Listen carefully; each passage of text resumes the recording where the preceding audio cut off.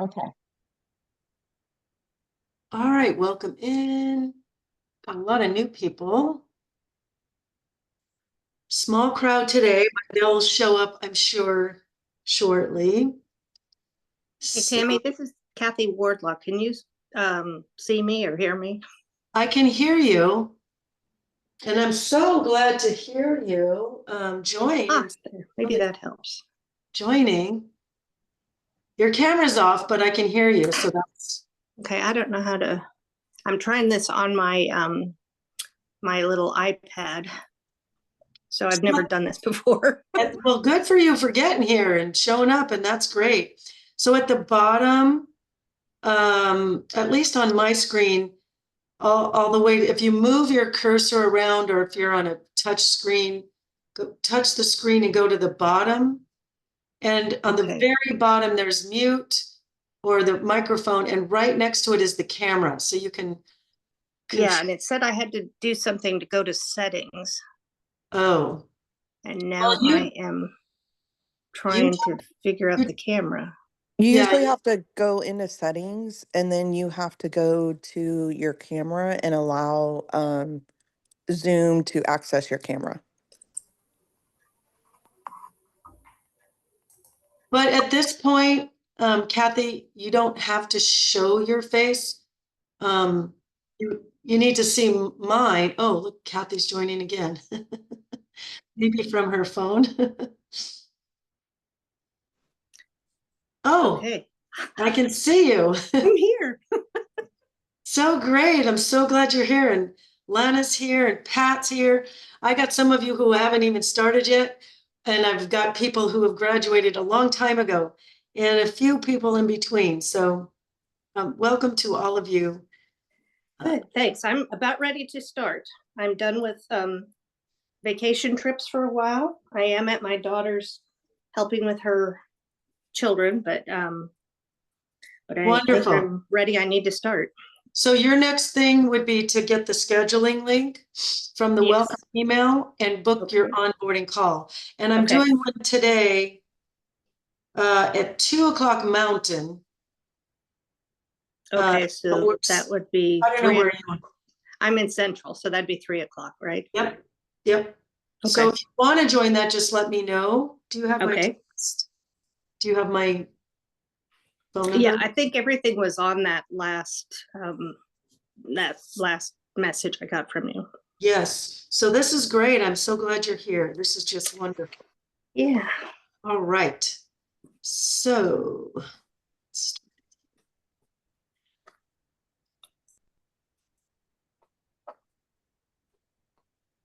all right, so welcome in everybody. Today we are talking about atomic habits, and this is just kind of a real powerful topic. I love this topic, and I'm going to go over all the reasons why, of course, and how to do it, and all of that sort of stuff. So today I got some welcomes and some shout outs. I'm going to talk about the atomic habits. And the author of the book, Atomic Habits. We'll talk about SMART goal setting and the different types of goals, step-by-step habit creation, and the 4 laws of behavior change. And if you guys have questions, it's a small group today. So you feel free to unmute yourself and ask, or if you prefer to save it for the end, write it down. Because if you're anything like me, I get this burning question, and then we get on the next slide or the next page, and I completely forget the whole thing. So write down your questions, so at the end you can you can remember to ask the questions, because I've given these lessons so many times. I'm sure I'm going to forget to say something. So if something isn't making sense, it means I forgot to say it or you didn't hear it. And I'm sure other people are feeling the same way. So please don't be shy. Ask your questions. You can always email me later if you want to, but if you can get out of your shell a little bit and ask, you don't have to have your camera on. So I just encourage that. So anyway, so we'll have some Q&A at the very end as well. Oops, let me go back. Well, I'll do my shout outs here. So I do have a few shout outs, not a bunch today. But Candy, she said her face is completely cleared up. And I can't remember if she said she had psoriasis or eczema, but her skin was pretty bad on her face. And she said it's completely cleared up. And other people are noticing, and she feels really good about it. And I can't imagine that wouldn't be an amazing confidence builder for anybody if their face goes from having a condition to cleared up. So congratulations to you, Candy. Isabella is down 14 pounds in her first month. Violetta is down 10 pounds, and Michael is down 17 pounds in his first month. So congratulations to all of you guys.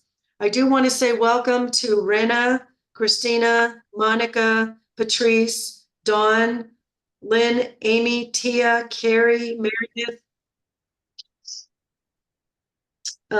Rebecca, Jennifer, Liz, Carolyn, Ellen, Timothy, Kara, and Celine. So welcome to all of you guys. All right, so Atomic Habits. This is the cover of his book.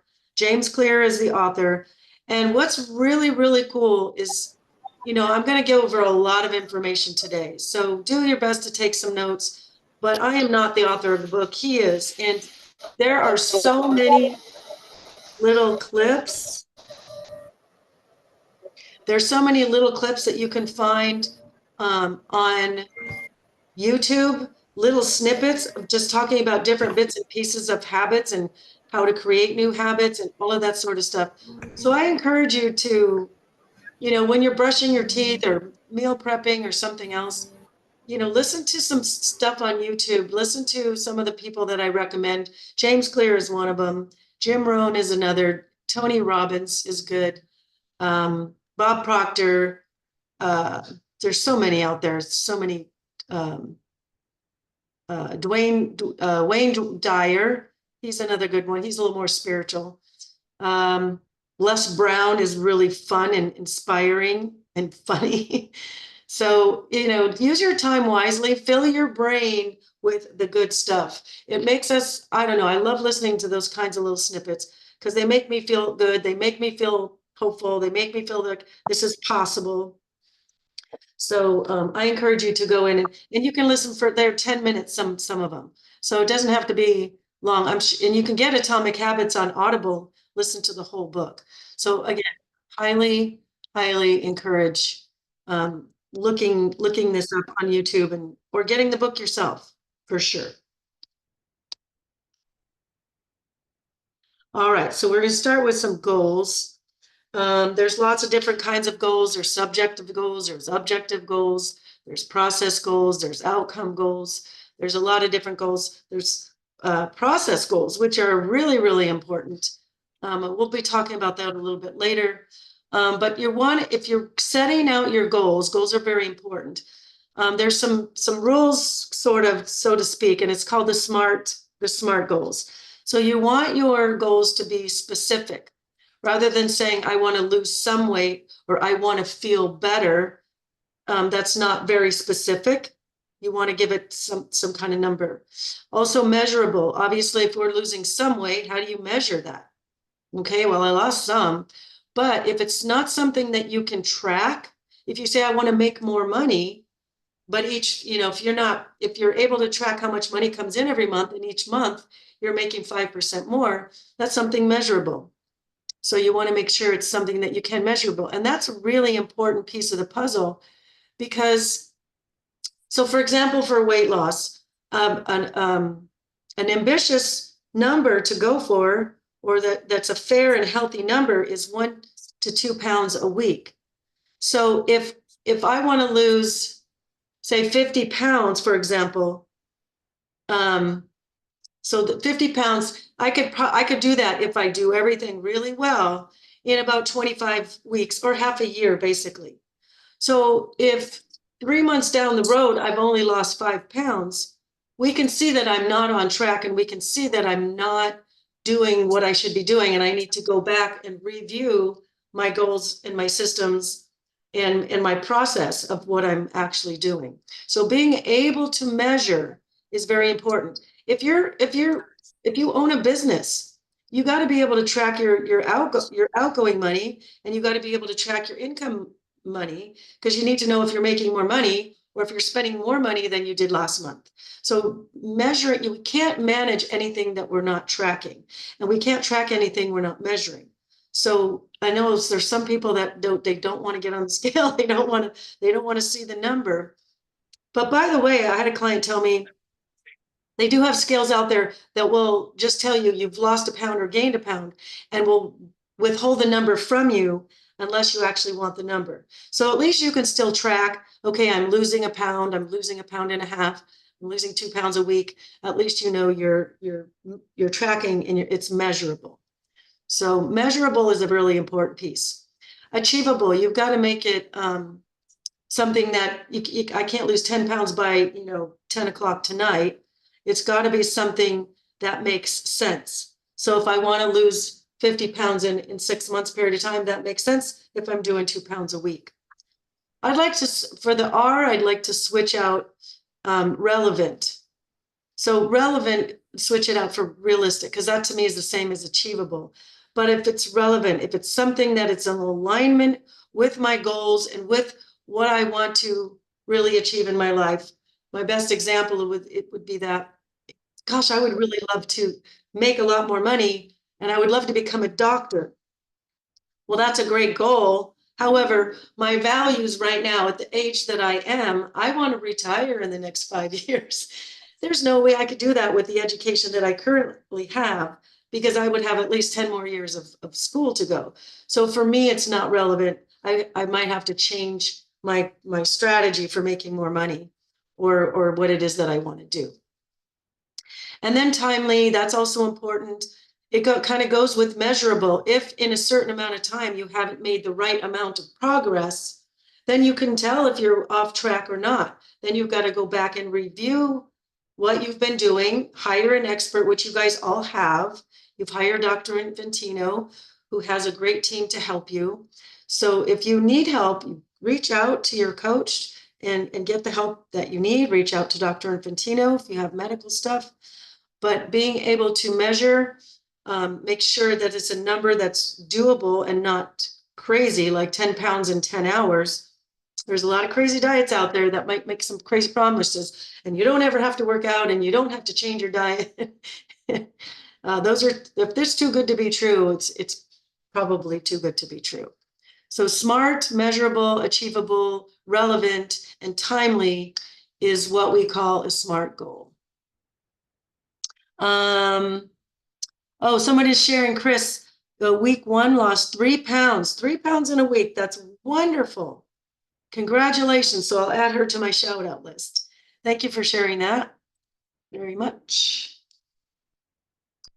All right. So goals versus systems. So which do you think is the most important? Goals versus systems. I put the football there because we just got out of Super Bowl. We just had the Super Bowl. Would you say it's a fair statement that both of the teams playing in the Super Bowl both had the same goal, which would be probably go to Disneyland, but would be to win the Super Bowl, right? The Kansas City Chiefs, and who else was the other team? The Eagles, right? They both had the same goal, but one of them had better systems. One of them had better practices, and it might be tiny little things. We set out to climb a mountain. We all have that same goal to climb up that mountain. But the one person who had different systems on how to train to climb that mountain and what she did to practice doing that on a daily or weekly basis, her systems is going to help her get to the top of that mountain, maybe better than somebody else's goals, someone else who had the goal to climb the mountain. If they didn't have the right systems in place, halfway up that mountain, they're going to be out of breath, and their legs are probably going to give out on them. So we got to have really, really good systems. So given the choice, we got to have really good systems, little practices. Massive change versus 1% shifts. What do you think? Just go all in and change everything. Just change everything, right?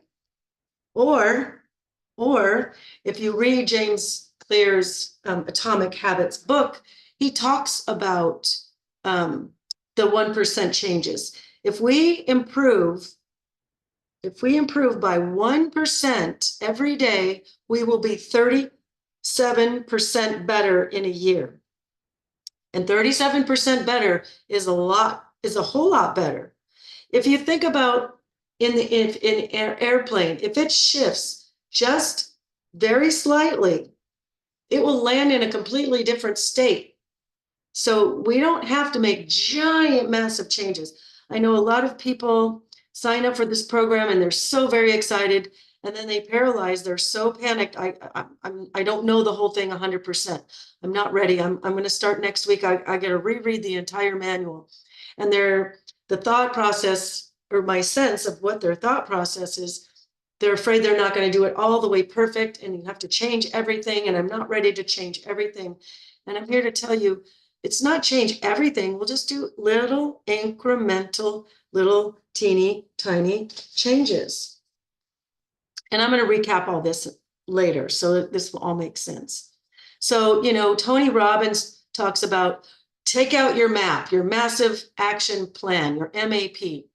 And while that's very enthusiastic, to me, that's a little bit scary, and it can be very paralyzing, and it can put people in a state of resistance because it's too much change. The subconscious mind is a very, very, very powerful force, but it's 95% of our behaviors come from the subconscious mind. So if their old habit mind, by the way, the subconscious mind is the habit mind.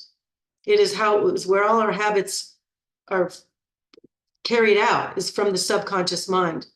We've got to do little tiny eensy weensy little things that we can do to shift that subconscious mind, to reprogram it into something else. We've got to give it new habits and new thought processes. So it's just that one little teeny tiny 1% shifts will help create the new programs in that subconscious mind.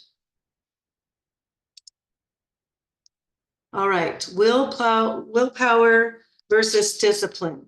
So willpower is it's a product of the conscious mind, the newest thought, like, oh, I'm going to get healthy. I'm going to get off all my medication. I'm going to lose this weight. And so the conscious mind is there. So we've got the willpower. We're going to go, okay, and I'm going to do this. And I'll get up at 5 in the morning and I'm do the workout for 2 hours, and I'm going to eat carrot sticks all day long and blah, blah, blah, blah, blah. Well, again, if you're fighting the willpower, you're basically fighting with yourself, and you're fighting with the subconscious mind. So it's kind of back to those little systems, creating little tiny smaller disciplines can start to help with the willpower, because so many times we start a project like getting healthy or making more money or having a better relationship, and I'm going to do whatever it takes, and we're so excited. But then when the subconscious mind gets in there and the old programs start to come out, the willpower is fighting with your 5% of your brain is fighting with the 95% of your brain. So I'm going to say that the small little disciplines will help with the progression of moving toward your goals and being able to succeed at your goals. It says the willpower is a sudden burst of energy to do or not do something. Willpower is a function of the newer parts of your brain, but the addictive behaviors are rooted in the older parts, where the habits are deeply ingrained in the subconscious mind. So practicing smaller disciplines will start to show you who you are becoming, and then you take on basically a new identity. Oh, which leads me to, who are you? Who do you think you are? And so this is Jim Rohn. If you guys ever go to YouTube and listen to him talk, he's, for whatever reason, he tickles my funny bone. He's hilarious, but he's so very inspiring. So he says, don't wish it was easier, wish you were better. Don't wish for less problems, wish for more skills. Don't wish for less challenges, wish for more wisdom. The major value in life is not what you get. The major value in life is what you become, or I should say who you become. Success is not to be pursued, it is to be attracted by the person you are becoming. So however you finish the sentence, I am, is pretty much how you show up. So if you guys are doing the course, if you're doing the online course, Dr. Infantino's course, module 2, I don't remember which training it is, but it's in module 2. It has the identity exercise, and it's a written exercise. And watching these videos doesn't really do much. Doing the written work, if you're doing the writing, it's really going to help you understand and see what's going on. And so you're able to recognize some of your own personal behaviors. So we all have a lot of identities. We identify as so many very different things. And I talked about this the other day, but like, for example, I identify, I am a woman, I am a fitness professional, I am a dancer, I am a Sagittarius, I am a mom, I am a sister, daughter, I am a friend, I am a homeowner, I'm an American. There's so many different identities, but how we identify is how we show up. So in the course, I talk about listing your top identities of who you think you are and giving all of those meanings. So if I identify as a fitness professional, it shows up in what I choose to eat and how I choose to move my body, because I believe so ingrained within my body and in my soul. That's just how I show up. If I identify as an average employee, I'm going to probably do an average job when I get to work every day. But if I choose to identify as an overachiever or an above average employee, I'm going to probably go over and above the call of duty and do better. So creating a new within yourself is a huge move to behavior change. Huge. It's probably the number. Tony Robbins says the number one, how does he say it? I think I had it. The strongest force in the human personality is the need to be consistent with who you think you are. So like I said, I identify as a dancer. You can be darn sure when I'm in the grocery store and I hear music, I sometimes I start bopping to the music because I'm a dancer. And so there's different identities that I have. So we all have a lot. So when you're writing out your list, when you're doing that assignment, be sure to put in some of the things of who you want to become. I am making healthier choices. I am becoming a healthier woman, person, adult, however you want to identify that way. But creating that. So one of the ways in addition to the exercise in the course, is at the end of each day, just choose 3 things. Write down 3 things at the end of each day, what you did right toward reaching your goals. So if you went out to lunch with your girlfriends today and the waiter said, would you like French fries or baked potato with that? And you said, can I please have extra vegetables? That was a good choice. So at the end of the day, you're going to write that in that gratitude journal, or the 3 things I did right list. And what that does, and I meal prepped, and I went to the gym, and I took inventory in my kitchen, and I journaled all my food, whatever things that you did toward the achievement of the goal of becoming your healthier self. If you make yourself write at least 3 or 4 or 5 each and every single day, what you're doing is you are programming your subconscious mind as to who you are and who you are becoming. And it's proof, because first of all, you're not lying. You wrote it. You wrote it to yourself. You know it is the truth. You know you did choose the extra vegetables at that luncheon. You know you did. So it's every time when you read it and reread it, reread yesterday's and reread the days before. And it's a way to continually feed that subconscious mind the new version of you, and that you will begin to start showing up. And I say this because repetition is the mother of mastery. That the repetition is absolutely how you can change your subconscious mind and change who you think you are and what you believe you're capable of. But repetition is the mother of mastery. And the problem with a lot of us is when I ate the cookie or I ate some candies or I ate whatever, pizza, something, fill in the blank, whatever your kryptonite is, I will repeat and repeat and repeat. Oh, you idiot. Why did you do that? Why did you do that? Oh, you dummy. Oh, you screwed it up over and over and over again. What am I doing? I'm reminding the subconscious mind that I'm screwing it up. I'm reinforcing that limiting belief within my soul, within my subconscious mind. So we want to combat that with repeating what you did right, what you did right, what you did right, what you did right. So there's that. That's a mouthful. I get so excited about that because it's just so absolutely powerful. Who you think you are is how you show up. How you do anything is how you do everything. So they say. So practice these practices. And the other thing too, that you can add to that journal, that at the end of the day, things I did right list. If you did something wrong, and I hate to say it like that, but if you went off or something, you fell off the track a little bit, what could I have done better? What that does is it's basically rehearsal for the next time that situation comes up again.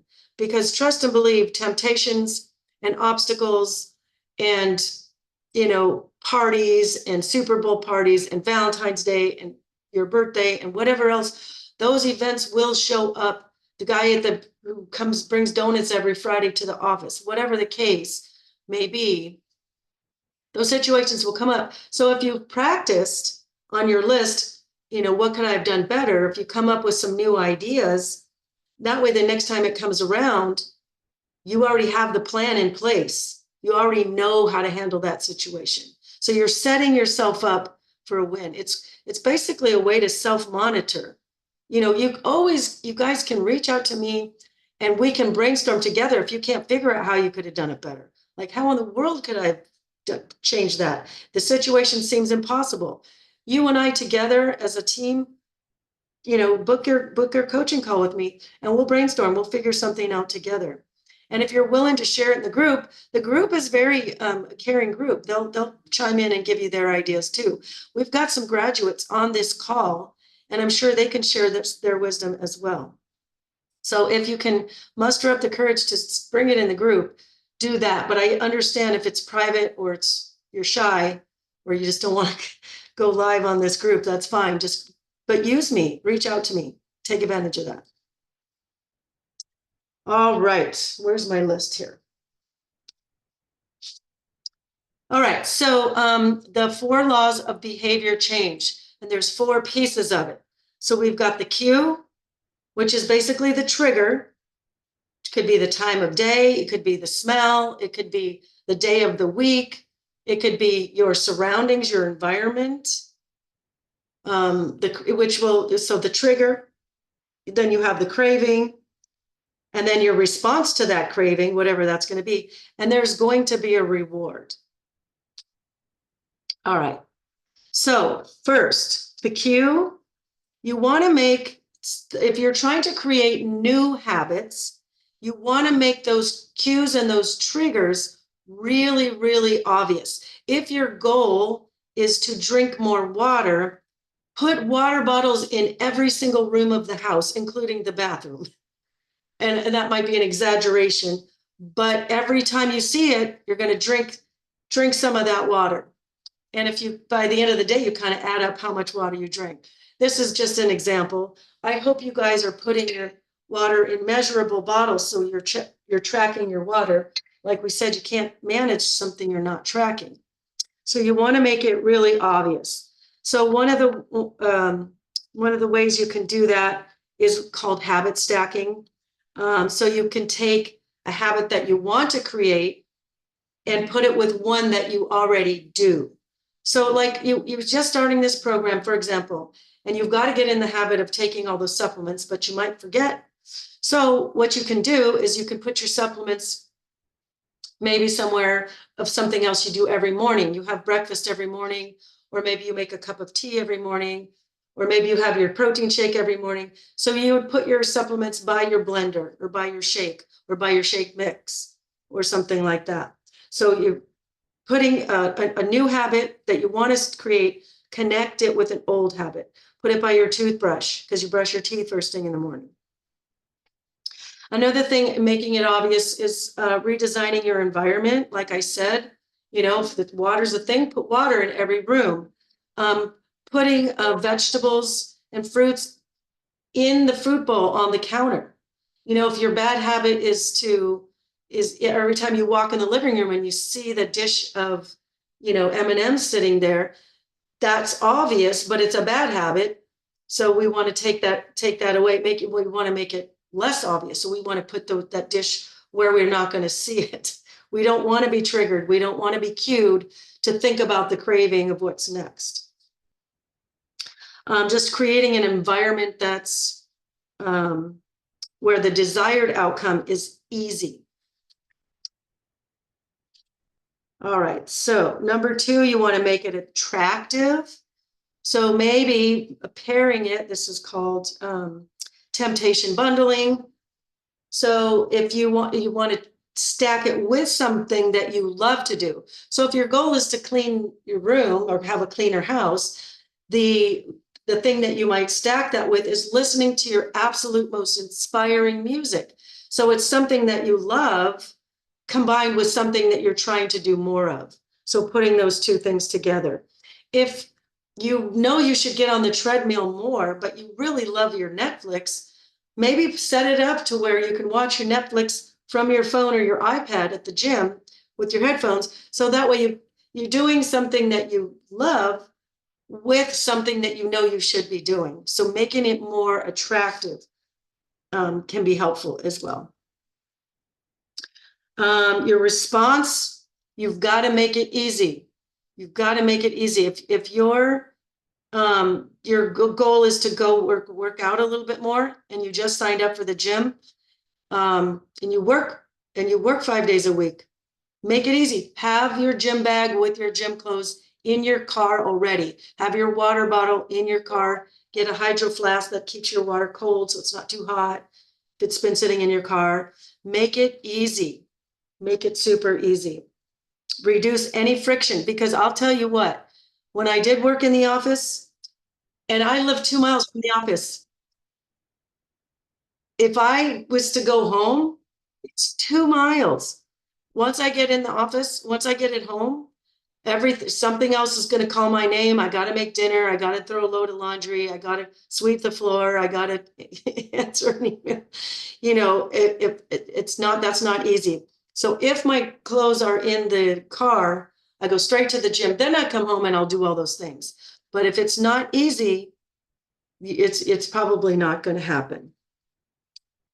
And then lastly, you've got to make it, this is your reward part. You've got to make it satisfying. One of the ways to make this satisfying is, well, you're tracking your weight. You're filling out your weekly check-in sheet each week. So you're tracking to see bowel movement, sleep, weight, body fat, all of those things, everything's going in the right direction. That's exciting. Now, if your goal is to get more exercise in and you're tracking your, like, okay, I can do 1 push-up on the wall. That's all I can do is 1 wall push-up.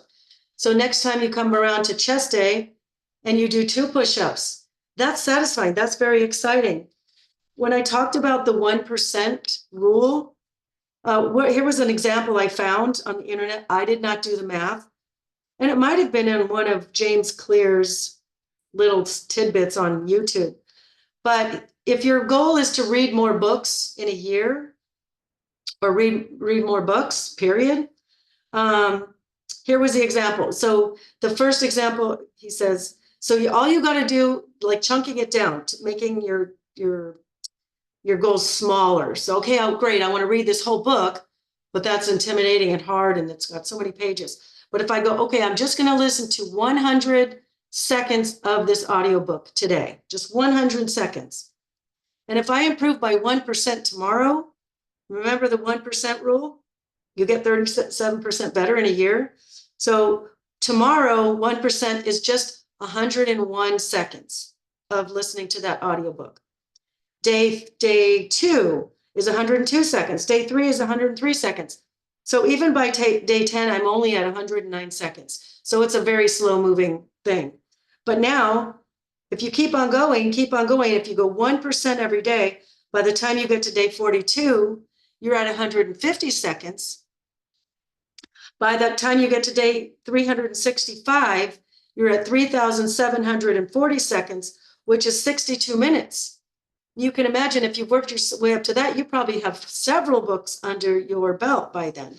But this is how you do it in a slow, progressive, improve by 1%. And that to me is a way to make it satisfying, because it's a way to come out of it. I did it. I did it. If you get up and say, oh, I'm going to go to the gym for 2 hours at 5 o'clock in the morning, and you're a night owl, you're going to set yourself up for failure. And then you get that sinking, I failed, or I can't do this, or this is too hard kind of feeling, and nobody can stick with that. So you've got to chunk it 1% improvements so that you can see the achievement, so it feels doable and it keeps you going, because I've seen discouragement take people out. If you try to make too big of a change too fast, you're going to fall out. Names of books. Oh, the book I'm talking about that I'm basing this whole talk on is called Atomic Habits. Maybe you showed up late because I did talk about that in the beginning.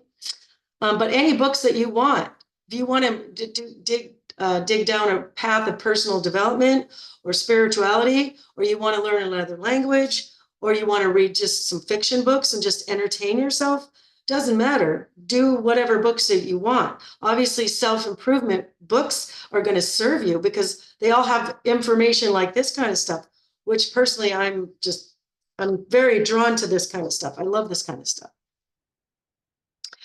Let's see. Did I get everything here? Yeah. So tracking is another way to make it satisfying. If your goal is to do meal prep and you just can't seem to get in that rhythm, start by little tiny goals of just finding a recipe that sounds delicious.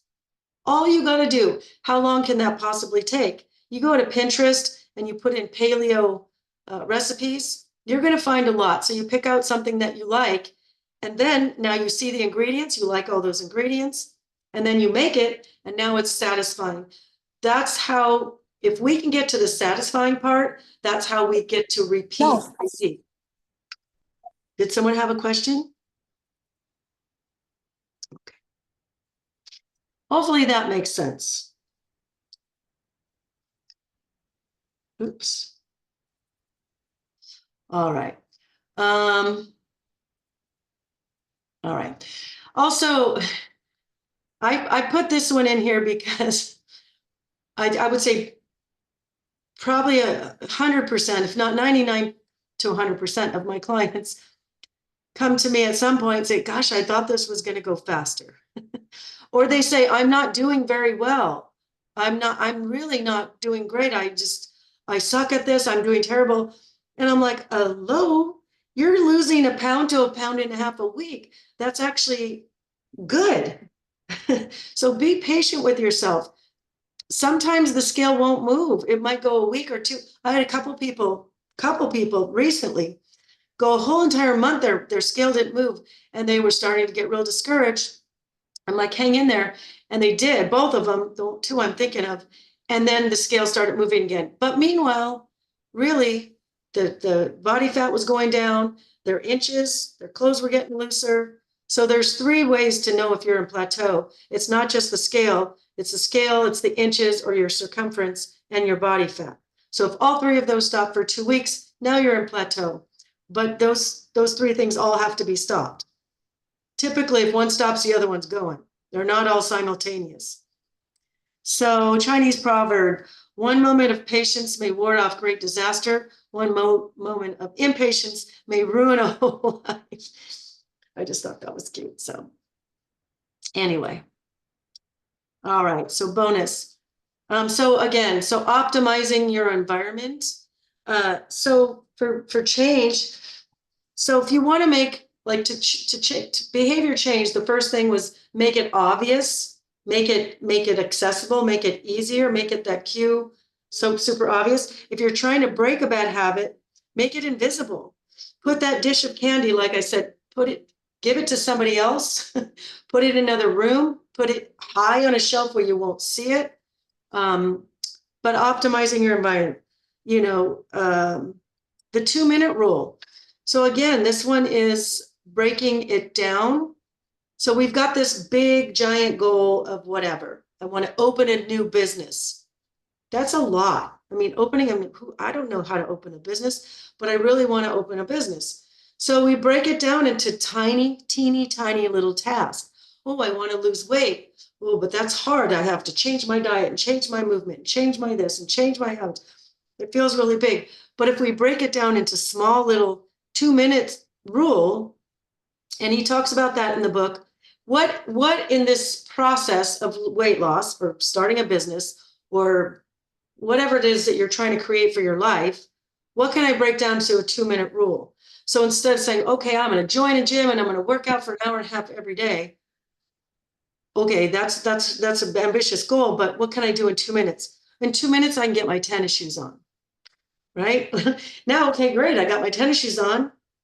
That might be all I do today. Tomorrow, I might put my tennis shoes on and then Google, gym near me or yoga studio near me or boxing gym near me or Pilates studio, whatever, that I can do in 2 minutes. So chunking it down into teeny tiny 2-minute segments is a way easier way to, you come out of, I did it. You come out away from each, I put my tennis shoes on, I did it.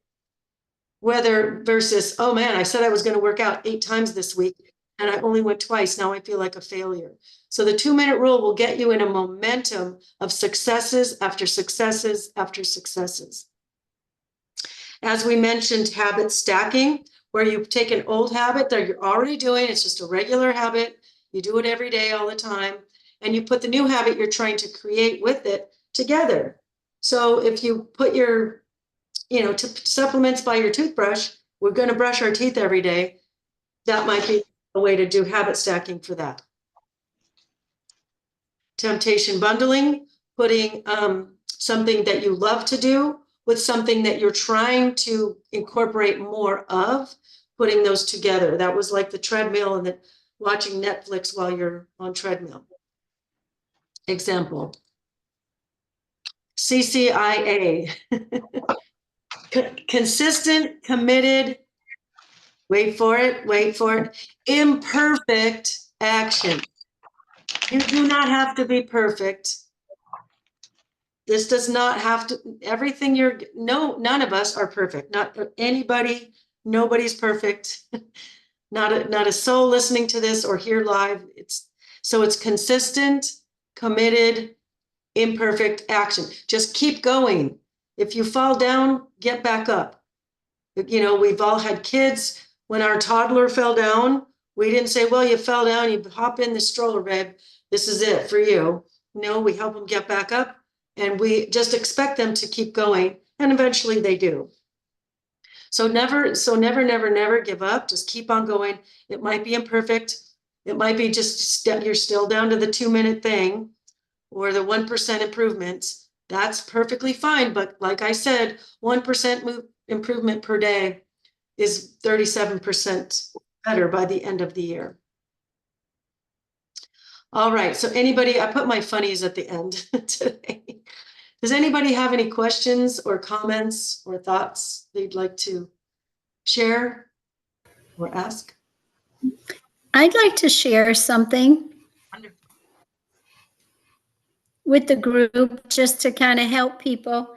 I try to surround myself with things that give me joy. And I had this really big basket that I couldn't find storage for. And, when I got my box of all my vitamins and everything, I'm like, now where am I going to put this? And so I took the basket because I love the basket. I don't want to get rid of it. And that's where I keep all my vitamins. Oh, I love that. I keep my vitamins. I keep my blood pressure kit, my my blood glucose kit, but all my vitamins are in here. Yeah. That's So now I know wonderful. purpose for the basket. I really, really love that because the subconscious mind, the only way to program it is through emotion. So if we're Yeah. feeling really good about it and you feel good about going to the basket and seeing the basket, and what's in the basket is just part of that joy and feel good, it's Right. creating a new perspective of how you view this program and how you view getting healthy and how you view doing these little tiny little tasks of taking supplements and checking your blood pressure and glucose and all that stuff, Right. bringing Right. joy to that. So what I do, like, when I get up, I've established a routine. I go in, I weigh myself, I come back out, I record it because my book is right on my table with my vitamins. And then I have these little glass bowls. You can't see them, but they're pretty, but they're small. And I have 3 of them lined up here on the table. And after I record all my stats, and get myself set up for the day, then I start delving out my vitamins in the 3 bowls, but it keeps me on track. So I have those bowls out throughout the day and I see them. They can't escape me. And So that's so making it obvious. yeah, And that is also a system versus your goal is to get healthy, but your system right, is have the beautiful, beautiful glass bowls. And right, and so it's you get to go to that bowl. Now it's time to get to go to that bowl. Now it's time to get to, like, it's a joy to go to the beautiful right. bowl and take the thing. So that's a combination of systems and I don't know, making it obvious, making it satisfying, you know. It is, it is. I just wanted to share with the group and hope it helps somebody. I'm sure it will. Thank you very much for that. You're welcome. You're such a optimistic person, and you do bring joy every time you share stuff like that. So I do appreciate you. Thank you, Tammy. Thank Yeah, you. yeah. Anybody else? So there was somebody on the call, Kathy, I think it was. I don't know if she's still here. Kathy, are you still on the call? I might have lost her. I don't see, but I can't tell. I can't see everybody's face. Oh, Kathy is here. So Kathy, if you don't have it handy, Coach Tammy .drinfantino.com. That's the link that you will use to book your onboarding call. Okay. And anybody who wants to book a second one or a third, if you already joined one and feel like you need another one, join. No reason why you couldn't join us another one. Otherwise, that's all I got. Does anybody have any other questions, or it doesn't have to be related to habits or goals? Yeah, I do have a question. So I was thinking about, I'm a big emotional eater, so eating for comfort and soothing. And so I was wondering if I should schedule a one-on-one with you, like I'm getting ready to start and like have things to prepare me, or if I should try a week or so and see how I do. Book your call with me as soon as possible. When are you going to start? I don't know yet. I get my kit today. Oh, that's good. So I what's kind of today, have the Wednesday? I have the same kind of problem. I don't know how to get started. Well, the onboarding call will go over how to get started. Okay. As far as emotional eating, I mean, I want to make it specific to you and like what your automatic reach for is, and then come up with some substitutes. That's where I would go with that. So if you want to share with the group your reach for is like, oh, I just go for pasta, for example. Wendy has her hand up. So Wendy, if you want to unmute, do you have a share or something? Yes, so I was going to say I'm definitely an emotional eater. I've learned that about myself. One of the things that I've just been able to, that's been helpful to me is in the book, there's a quote there every day. And one of them that was really good that stuck out to me is it's hard to be fat and it's hard to be skinny. Decide what your heart is Choose your going to be. heart. Yeah, choose your heart. And so I just kind of going back to what you said on not going for perfection, because I know I'm setting myself up for failure, but improvements. So like wanting to eat something like Valentine's Day, I had just finished my 5-day cleanse and I was on day 2 of my veggies only. And yeah, I would have loved to have some chocolate and it would have been great. But then I'm trying to think through things. So instead of just like reacting and going for chocolate because that's what I've always done, chocolate's definitely like my go-to. Um it's really like I've started to kind of stop and think about it. So like, why do I want chocolate? Okay, well, it tastes good. It's got sugar in it, which is addictive, but it makes me feel good in the moment, but then I have the regret later. And so kind of just identifying your trigger foods has been helpful to me. And then also saying, I've had a lot of chocolate in my life. And that's okay. And I'm not going to eat it now. And I'm going to like, see how I feel without it.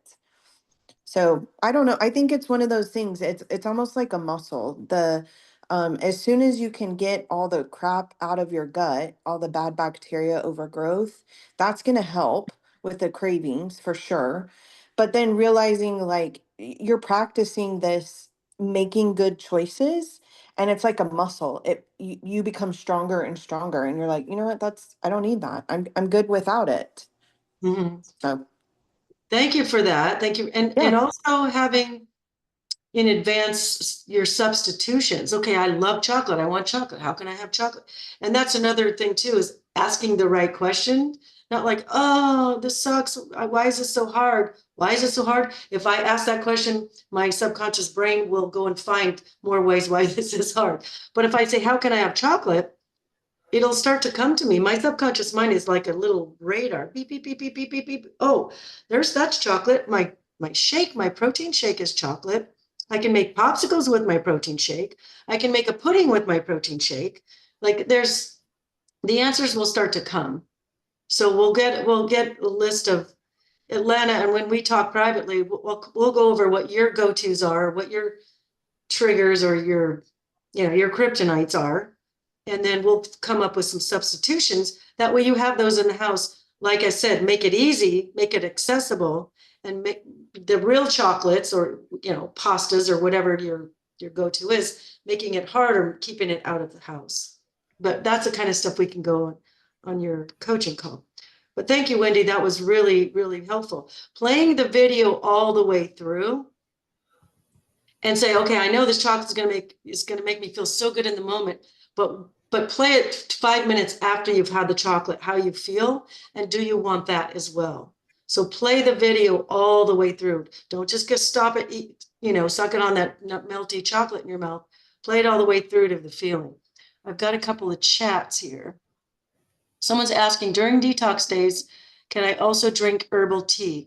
Yes, on detox days, you can have naturally caffeine-free herbal tea, and you can also have broth.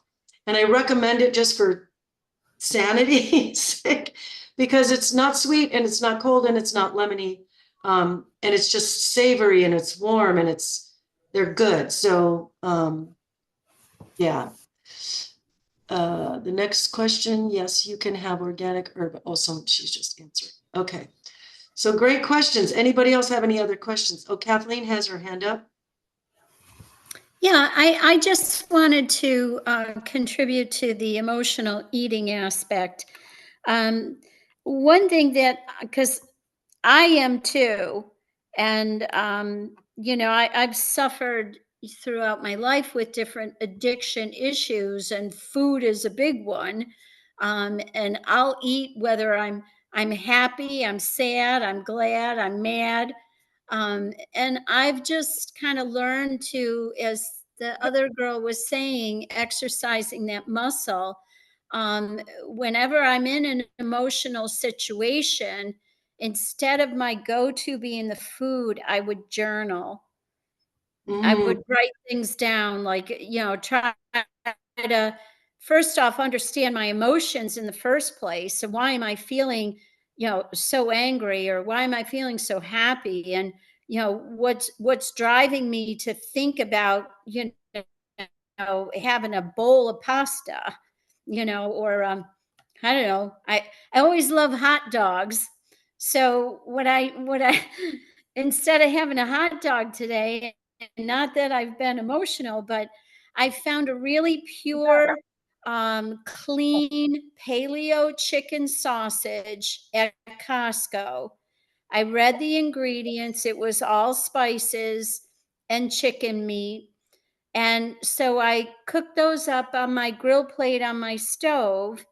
And I cut them into fours, and I had those in a long piece of romaine lettuce with pickles and mustard, you know. But that, the craving for the hot dog that I've been feeling and sensing lately, Yeah. I satisfied it.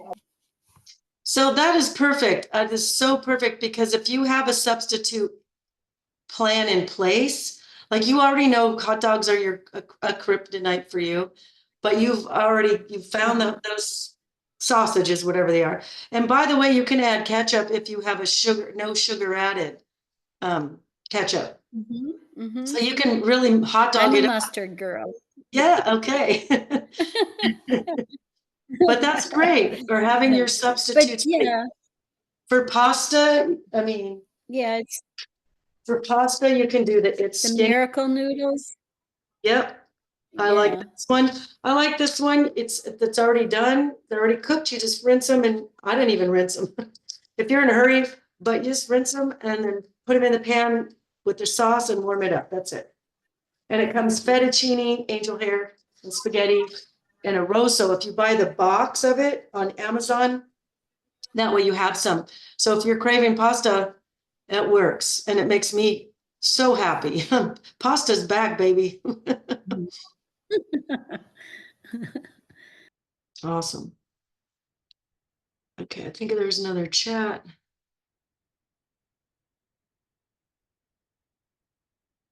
Yeah, Wendy says the Amy Lou chicken sausage is great. You have to read the ingredients. Get the kind with no sugar. I guess if there's, yeah, always look at your ingredients list. We'll be talking label reading the first week of April. So that'll be, I'll go deep into that, how to do all that. But definitely, let's look at high fructose corn syrup and sugar, or brown sugar. And those are pretty common to find in some of these kinds of. It's crazy.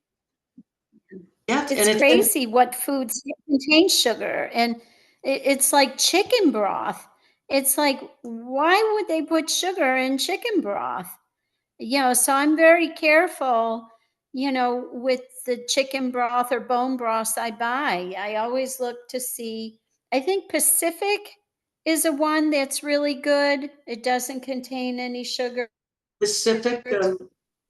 I used it. Yeah. Look, we Yeah. got little critters. Chris, what is that? And then Lana's got a cute little dog.